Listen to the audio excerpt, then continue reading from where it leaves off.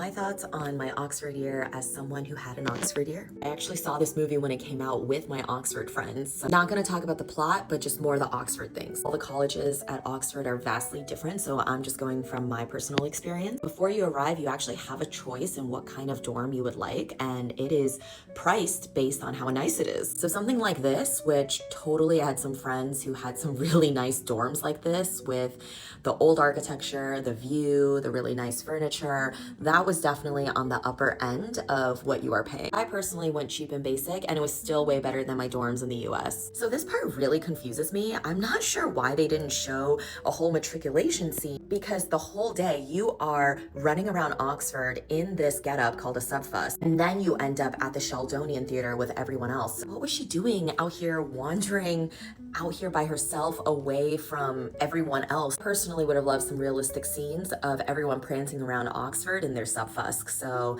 that is what we did, and it was super fun.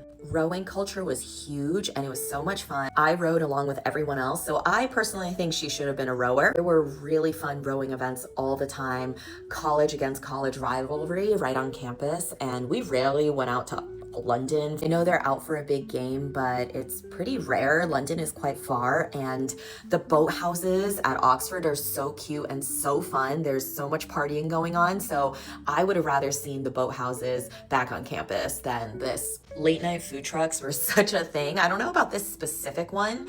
I don't know if there's copyright issues, but there was this one called McCoy's that me and my friends would go to all the time, and it is so great after a drunken night out, which, let's be honest, I was probably having a drunk night out every day, and it was delicious, cheap, and probably better than most of the food that we had for formal dinners. Which, speaking of, why did we get 0 scenes of formal dinners? Formal dinners were huge because they happened 2 to 3 times a week, and we don't have to be in all of subfusk, that outfit that she had in the beginning for matriculation, but there was a dress code, and it is really grand. It literally feels like Harry Potter. So I don't know why we missed out on those scenes. I was so glad they included this establishment. It's called Vaults and Gardens, and such a gorgeous view. One of just our favorite breakfast brunch spots. You would not really be getting like an afternoon tea thing here, but they did have really good scones. Loves this library, of course. We were all studying in it, and he is right. This part you cannot access as a normal